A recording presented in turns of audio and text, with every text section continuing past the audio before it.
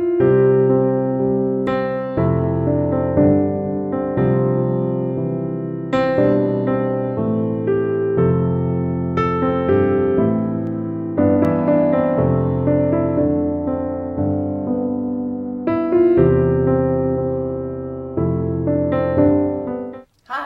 I'm Stacy LeBaron, and this is another edition of Chelsea Hubcats.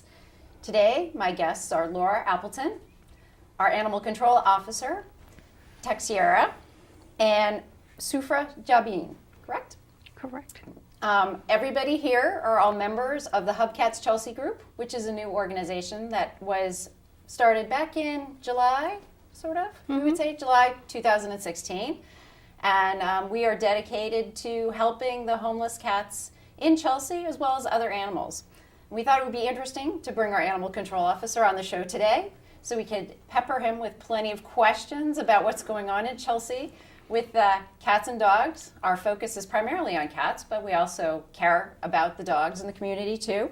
So we have him on today, which we're thrilled about. And Sufra and Laura have been on the show with us previously when Duke ran the show, and we had a fun time. That was about a month or two ago, talking about the real important needs of cat overpopulation in Chelsea and the work that we're hoping to do, we plan to do, to make a difference for cats in the city.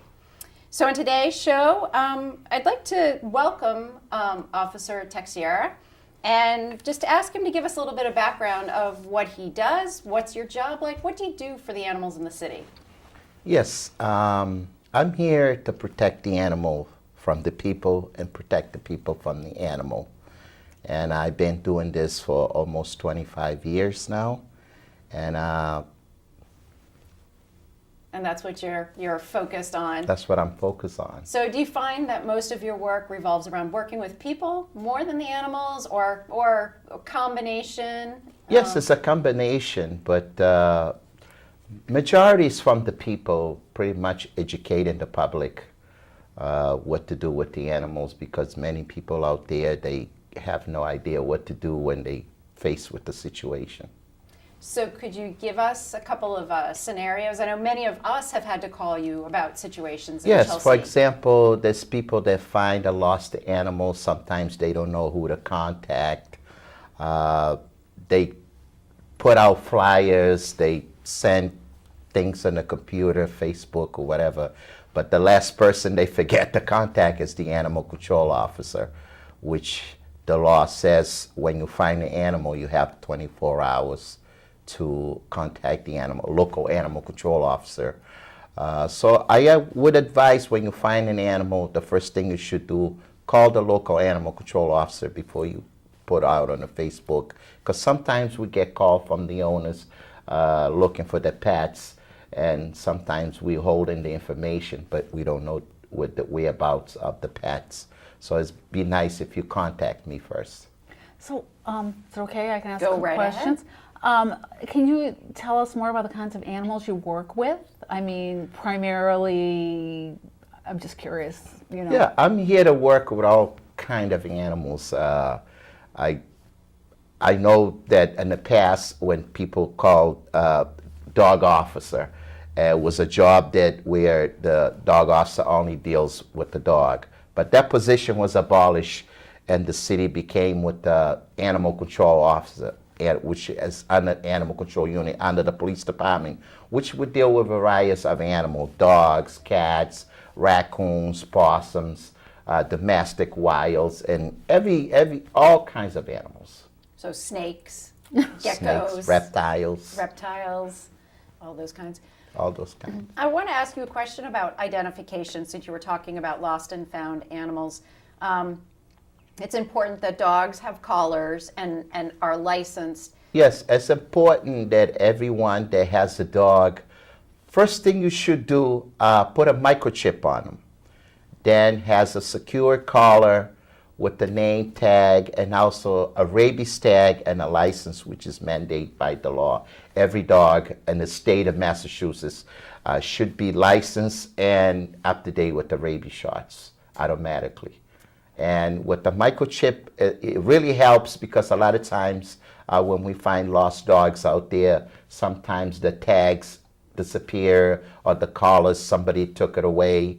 But if we bring it to the shelter, we are able to scan that animal, whether it's a dog or a cat, and we're able to reunite it with the family through the microchip. So for cats, you would also recommend that the cats get microchipped. Yes, If definitely. possible, have a collar, but it would be a breakaway collar. Yes, yes. With the cats, I would recommend a breakaway collar because cats crawls under many places. They go through bushes and stuff. And if they have a collar that is not breakable, they get stuck. And if they don't get immediate help, they might die. So I would recommend a breakaway collar, or a microchip is even better.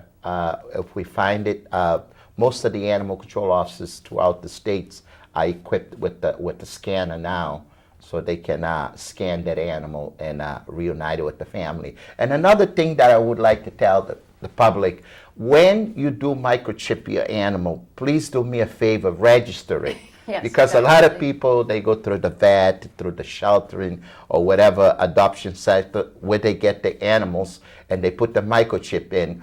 But they are given an application to bring home with them, fill it out, and then send it back so it can be properly registered. And a lot of pet owners are not doing that.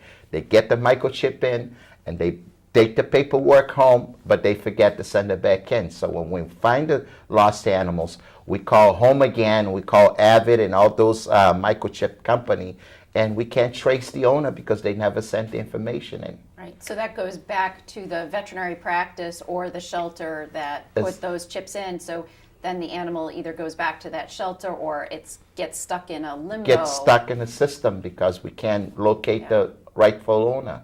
Yeah. Now, Sufra, I was wondering if you could share with the public what ear tipping is and how that is used to help identify the cats. Well, when we find cats that are outside and not adoptable, we spay and neuter them, vaccinate them, and release them back where we found them. But before doing that, we clip the left ear a little bit, 1/4 inch or less. So next time anyone sees the cat, they know that the cat is fixed and vaccinated and doesn't need to be trapped again. And I would assume having ear-tipped cats is helpful for you from an Yes. identification purpose. If you get called to a location where there's reports of a lot of cats there, then you are able to identify that those cats have been spayed and neutered and somebody has trapped Yes, them. that's a great help. And so that, and now you work very closely with one of our trappers. Yes, I'm working very close now with Carol, and we're going out there looking for the homeless animals and animals in need, that strays that are abandoned. And we're working very close to collect those animals and bring them in so they can be neutered and spayed and be properly vaccinated. And then we'll try to do our best to find homes for them. That's great. Can you, just from your perspective, tell the audience more about the cat situation in Chelsea? I mean, if you would say it's as it is in any other city, or is it a little bit more than in some cities because Chelsea is such a tight, dense community? You Well, may have- I believe most of the cities are overrun with stray cats. And unfortunately, the problem is not the cats itself, but it's the people that takes one cat in and they start taking care of it. Somehow they fail to neuter it and spay. If you want to do an animal a favor, as this is what I always tell people, we all are animal lovers. That's why I'm in this business, because I love animals. So I want to let one thing straight, because I know a lot of people are afraid of me, and I don't want anybody to be afraid of me. I'm here to help. I'm here to help you, so I need you to help me, help you. When you find an animal, or when you're dealing with the animal, or when you have any animal problem, never hesitate to call me, because I'm here to help you. I'm not here to get you in trouble. I'm here to help you. I'm here to help the animal. So call me, whatever problem, situation you get into, don't be afraid, call me, and I will point you the right direction to get help for that animal or for yourself.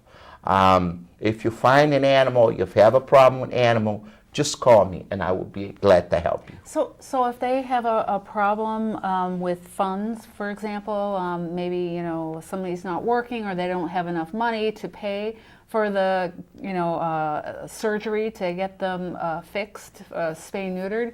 In our last show, we had a woman on named Sherry who works for the state, but she mentioned that there were vouchers. So as a resource, you'd be able to... Yes. Now, I know there's many low-income people out there and many people that doesn't work, that cannot properly, is not financial fit for the animal.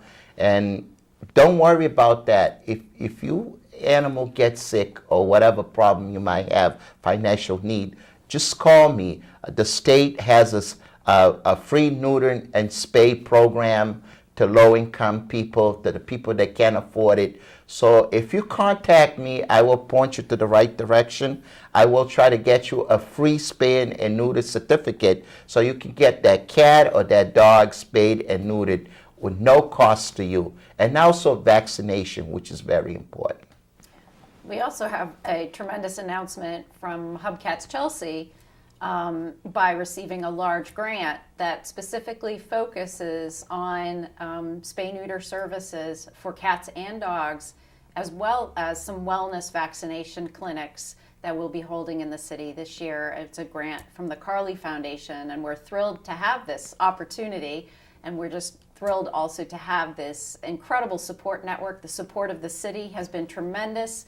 The residents, we have a group of volunteers, about 30 to 40 strong, and we continue to grow and we continue to look for more help. We meet the first Tuesday night of every month, and so folks are able to join us. And so that's very exciting for the cats and dogs in the city. But I want to go back to Officer Texiera. How can people call you and reach you or leave a message for you? Yes, you can reach me in 3 ways. One of the ways to reach me is to call me directly on my phone number, which is 617-466-4836. Now, that number will go into a voicemail, and I monitor my voicemail from time to time, and I will call you back if it's not an emergency. You can also reach me through an email, which is J and TIXEIRA, which is at chelseama.gov. And if it's an emergency, you can call the police. Great. That's excellent. I just wanted to make sure, since you were asking the public to reach out to you if they see any animal in need, that they had that information handy, and we'll make sure that that gets at the end of the show too, so that folks will see your contact information there. Also, Sufra, I don't know if you want to share the contact information for Hubcats Chelsea, but it might be a good time just to quickly share that contact information if people have any questions about cats too. Yes, we encourage people to call us if they have cats, stray cats in their yard or anywhere in Chelsea and that need help, or even cats that need spay neuter that they cannot afford to do the spay neuter and vaccination. Call us at Hubcats Chelsea 857-776-2287. That's 857-776-2287, and we'll try to help the best we can. That's great. That's excellent. There was a story that was shared with me recently that you and Carol were involved with, and I was wondering if you might want to share, just sort of to show the public sort of what a typical day is for you and for Carol, our trapper. It was a story about a kitten that had been shut in a van for a period of a day or two. I don't know, it was within the last couple of weeks. I don't know if you remember that story at all. Sufra had related it to me. And there was Sufra, maybe you can lead us off on the story, and then we'll see if it refreshes. Actually, I heard it from Carol that both Officer Texiera and Carol got a call from someone that there was a kitten or a cat crying inside a van all night. So I think they both went over there, and they first looked in the van and couldn't find the kitten, and then Carol had driven away And Officer Tixiera, you found the kitten, little 7-week-old kitten, and he called Carol and said, I found the kitten, do you want it? And she So came was the kitten in the car? In or the van. inside the van. And so Carol came back and spoke to the person who owned the van. Correct me if I'm wrong. Yeah, apparently what actually happened was someone that had a cat that had kittens. And apparently they got overrun with the cat, mother cat, father cat, and the kittens. And this person started handing out these kittens to school kids. Little children. And this is another thing that I want to talk about. If your cat has a litter or dog, whatever, do not give them out as a lollipop to kids. Because these are animals. They're live animals. They're not toys. They're not stuffed animals. If you need to find a proper home for them, a responsible person to give this cat to, especially not a child, without talking to the child's parents, without knowing if they have a suitable home for this animal or not. Now, this woman gave this cat to a little girl. We're talking about a 4th grader little girl. And now she So calls she's 10 her years dad. old. Yeah, a 10-year-old. And now she calls her dad, who comes to pick her up. But her dad had no knowledge that she had this little kitten. Now she gets in the car with the little kitten, and she released the little kitten inside the car. Now her dad drives her home and parks the car, and all of a sudden then she tells her dad that this woman gave her a little kitten. The dad said, what's the little kitten? She says, I just put it inside here in the car and I can't find it. So they were looking for the little kitten inside the car all over the place. The dad said maybe he ran away. So they went home, and at night some passerby was walking by the car and they heard a meow, meow. So they looked through the car window, and that's when they saw the little kitten. Meow, meow. So they called the Chelsea police animal control officer. They also called Carol. So I went to the location the next day, the next morning, and I had no access to the car, but I looked through the window. I looked all around the car, everywhere, for some kind of evidence of pets living in that car, because I had no idea what was going on at the time. I didn't know the story that I just told you. To me, sometimes we have people, homeless people, that live in the car with their homeless cat, which I had the situation before. So, but normally they leave evidence there. You'll see the cat litter, you'll see the cat food, or a little something that tells you there's an animal living there. But in this car, there was no evidence whatsoever. I looked everywhere. And then later on, Carol shows up and told me she was going to the same call. And I told her I already been there and I looked everywhere. And as a matter of fact, just to be sure, I'm trying to locate the owner of that car right now, so he can open up the car so I can search thoroughly through the car to make sure there's nothing in there. And a half hour later, I was able to meet with the owner of the car, which he opened the door, and I went through the car, and I finally found this little kitten. Where did you find He it? was hiding under the spare tire. Under the spare tire. Yeah, and it was difficult to find it because he was really crawling under there, under the spare tire, and I was able to remove it. And I asked the gentleman, where did the kitten come from? And then he was telling me the story that her daughter told him that some woman gave her the cat, and then he gave me the woman's name and the address, where I was able to go to the address and speak to this woman and tell her that her practice was not good, especially dealing with the 10-year-old child, which she had already give 3 other kittens to 3 other school kids, with which I had to go track them and take those kittens back. And then I took the mother cat and also the rest of the kittens that she had, since she couldn't care for them, and she was able to just throw them out and give them out. And I was able to give her the assistance she needed and find a proper home for these cats. And Carol came handy, and she helped me, and I want to be thankful for that, for Carol and for the Hubcat, Chelsea Hubcat, which is becoming a great help to me.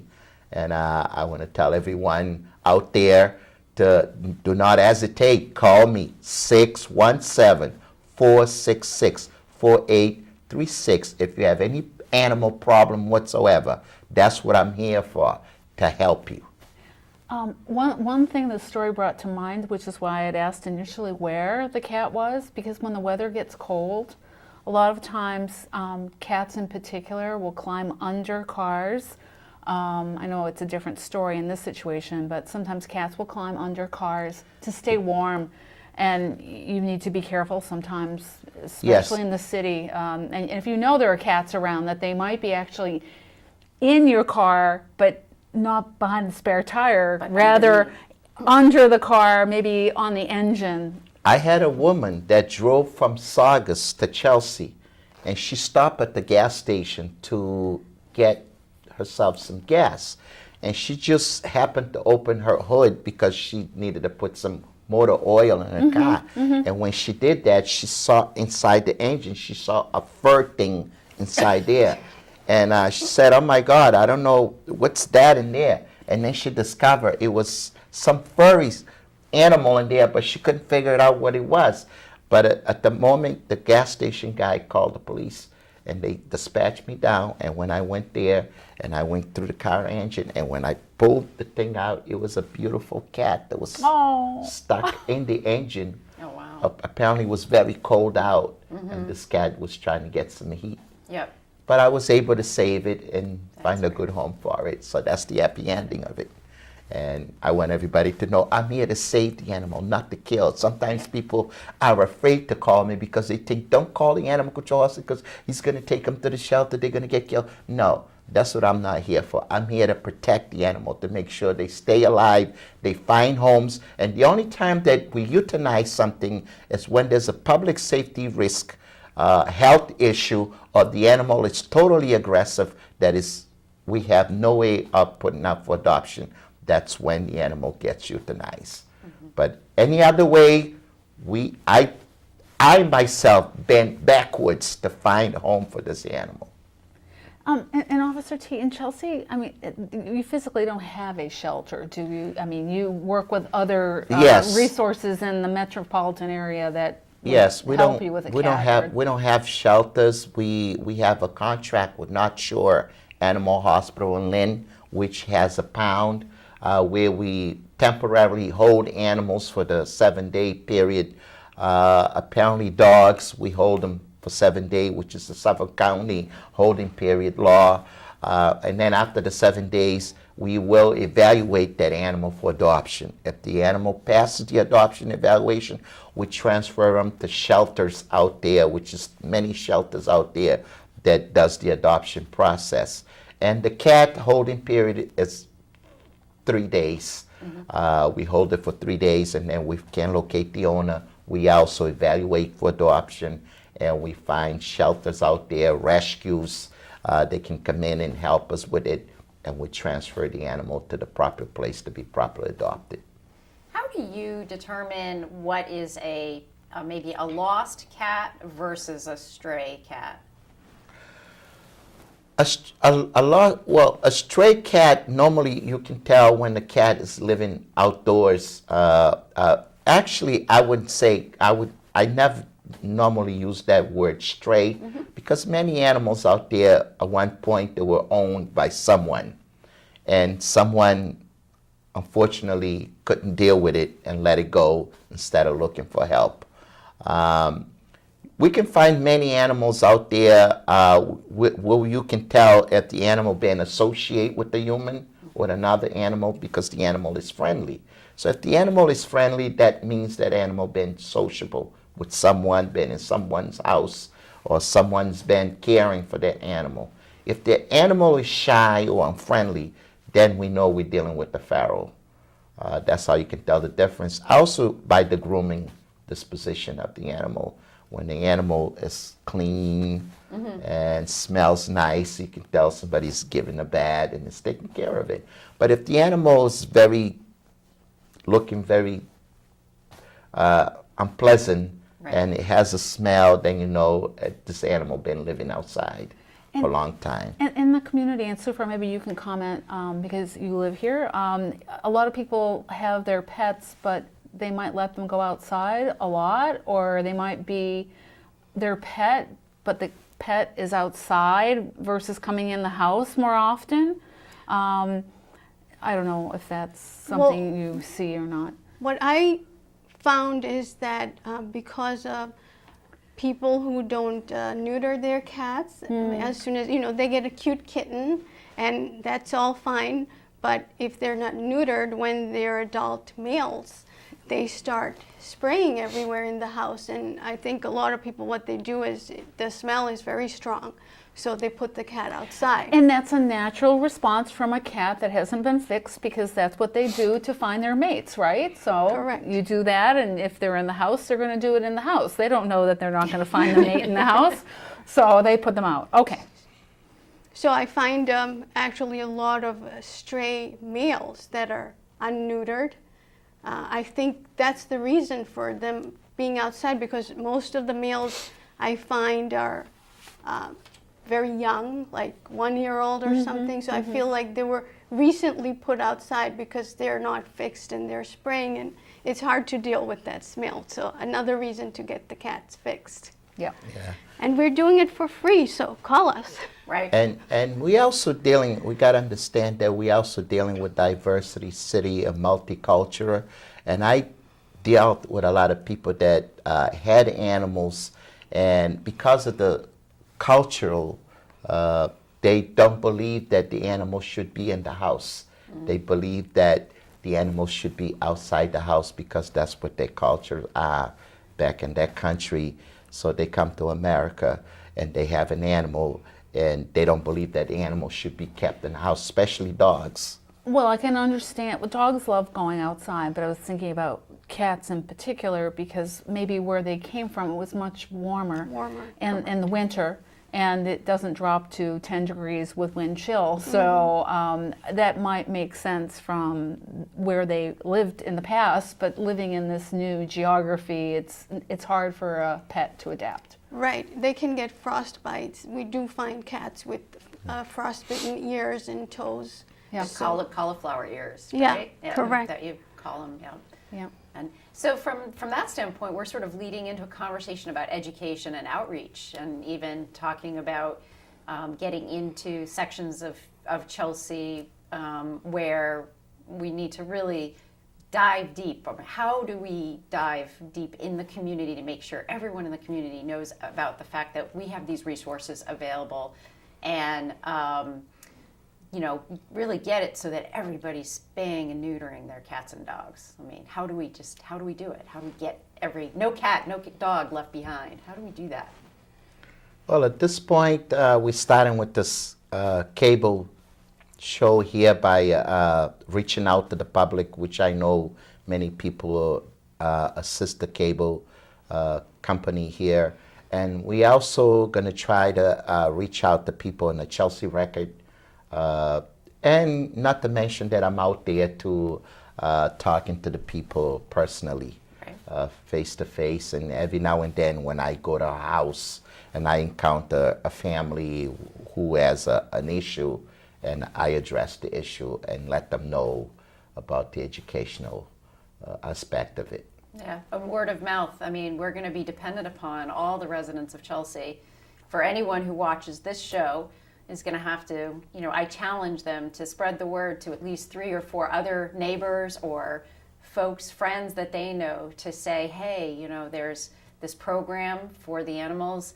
We're providing resources to animal control, so you never have to say, ideally in our dream world, we don't want you ever to say, I can't help you. We want you to be able to say, yes, I can help you, and I know what resources are available and that we can do that.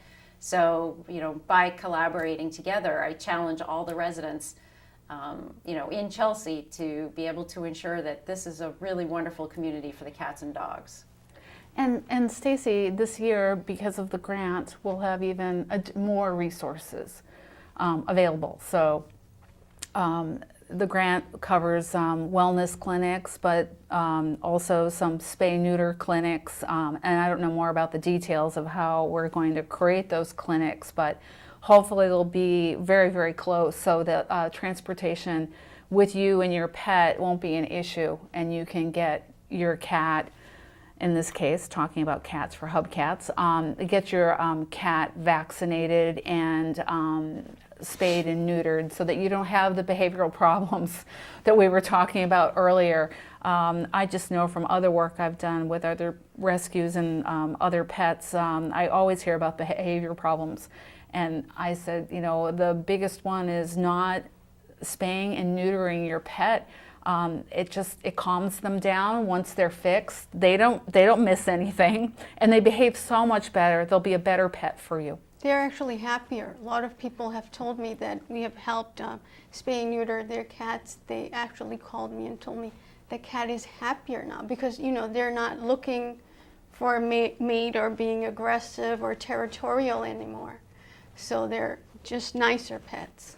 And Yes. they tend not to wander quite as much Right. either. They don't have as free of a reign of wandering. But the fact that we're also talking in the wintertime here, another good thing, this is a great time to get your cats and dogs spayed and neutered because many cats are not in heat at this point in time, and it makes it for an easier surgery.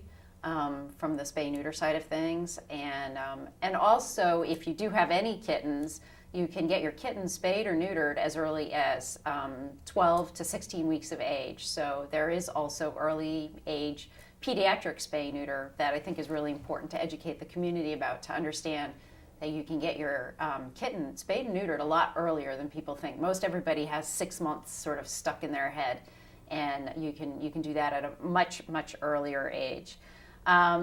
In terms of other plans, we were talking about the wellness clinic, and I think that's going to be a big event come springtime.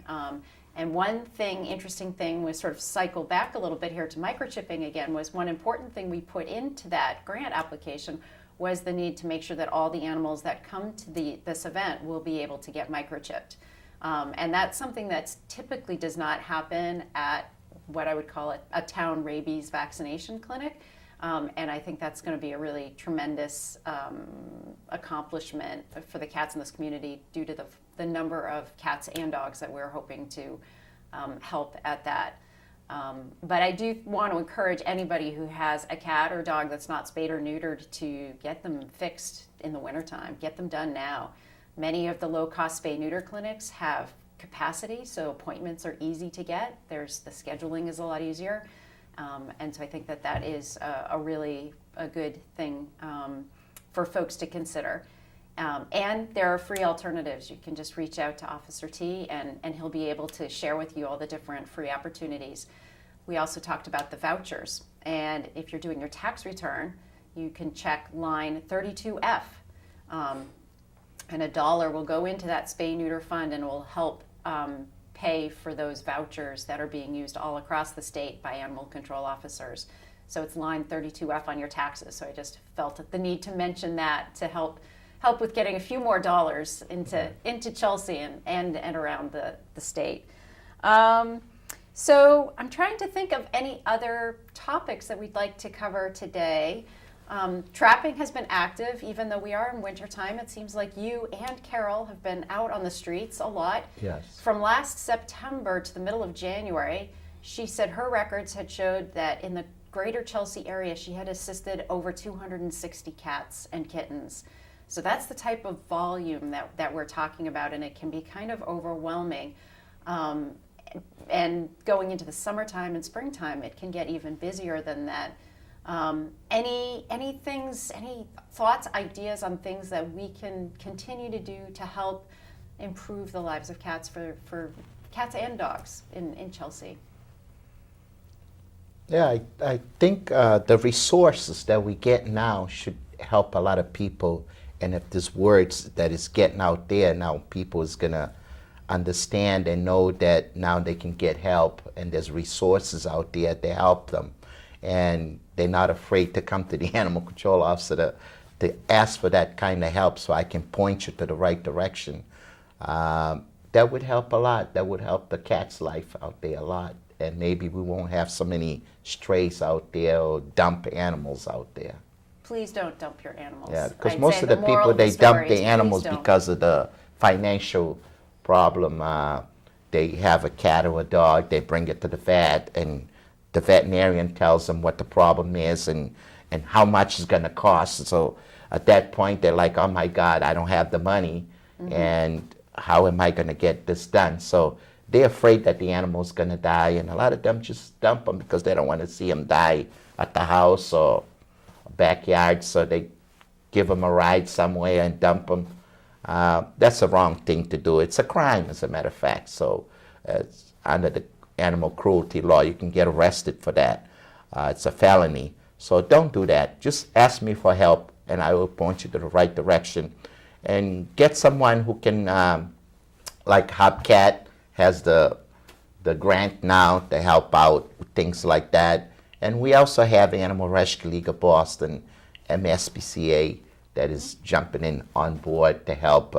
And speaking of MSPCA, they have a program for pit bulls, pit bull owners.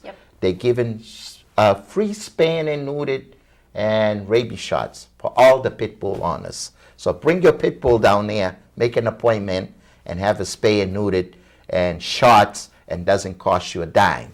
And this is the MSPCA in Boston on Huntington Avenue. Yes, right? MSPCA 350 South Huntington Ave in Jamaica Plain.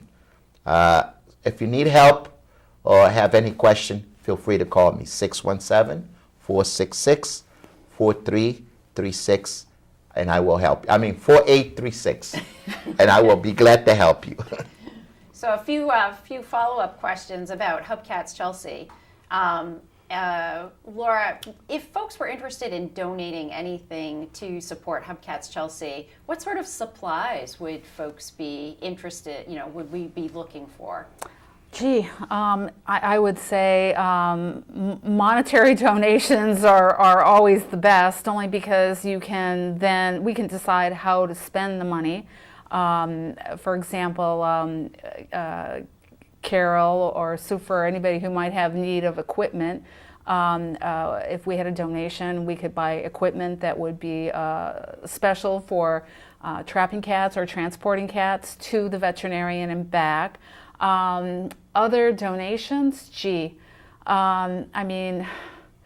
I just know from doing animal welfare that it's always great if you've got some type of, donation of veterinary services or food, cat food. Yep. And I know at MSPCA and the ARL, at least, they do have food drives on occasion. So maybe that's something we'll continue to discuss through Hubcats about how to create that here in Chelsea for people that have need for feeding their pets but maybe don't have the resources. Right. Did I miss anything? No, I think you've got it covered. And Sufa, I didn't know if you wanted to touch upon different types of volunteer opportunities that we may have available and when we meet. Well, we always need foster homes. We are always in need for foster homes for stray cats or feral kittens that we find. We need someone to socialize them, meaning because they're born outside, they're afraid of people, so we just need someone to let them know that people are okay and it's nothing to be afraid of, and people can be kind, and so they can become adoptable pets. And we need, if anybody wants to trap in Chelsea, we can show them and lend them the equipment to trap. What else am I forgetting? Always need help with people like taking pictures and stories and writing, social media. We have a Facebook page and a Twitter page. We have a website. We're always looking for people to help with writing content and writing stories. I tend to wear a bit of the fundraising hat, and so I always would enjoy to have more people to participate in fundraisers. We have an online auction. We're planning one for early May, so if there are folks that want to donate items for our auction, that's another way that you could participate. Pretty much, you bring us your skill and we'll make use of it. I'll put it that way.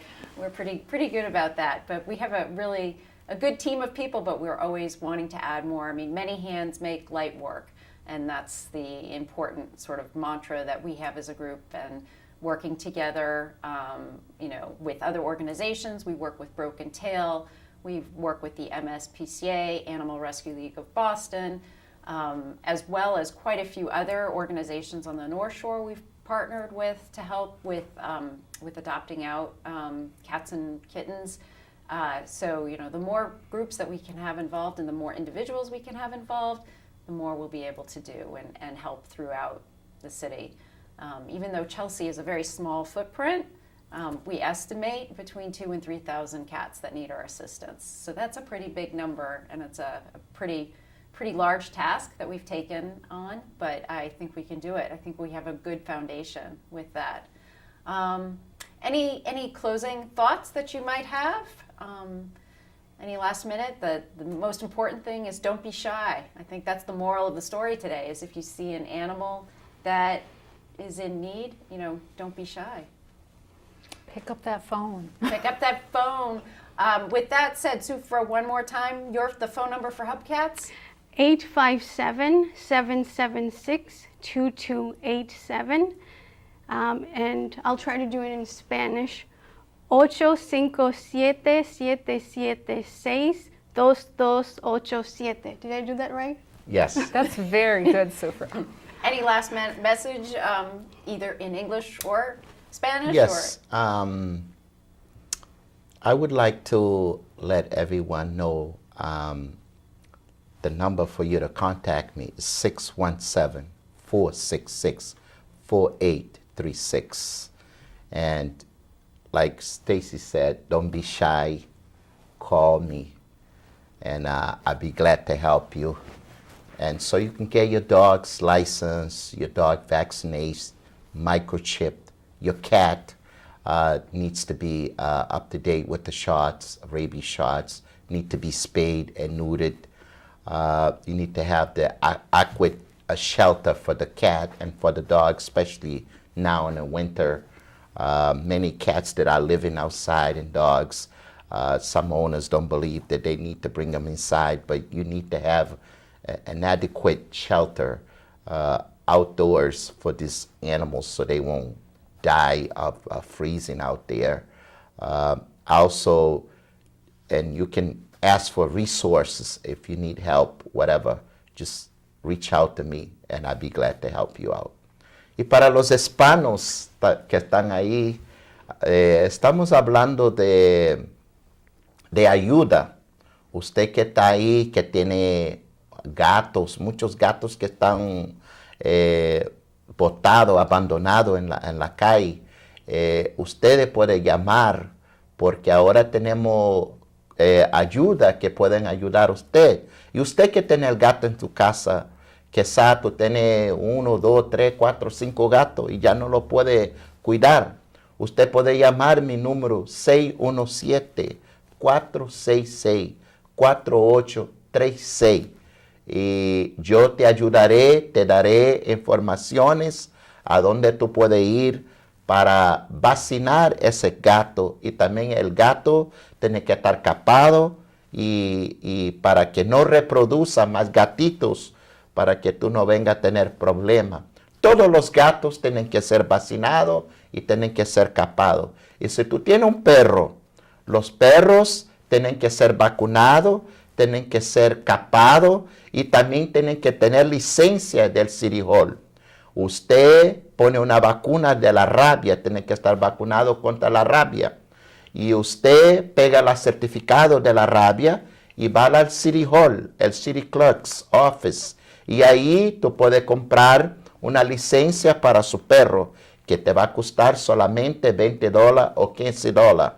Y ahí para que su perro esté legal en su casa.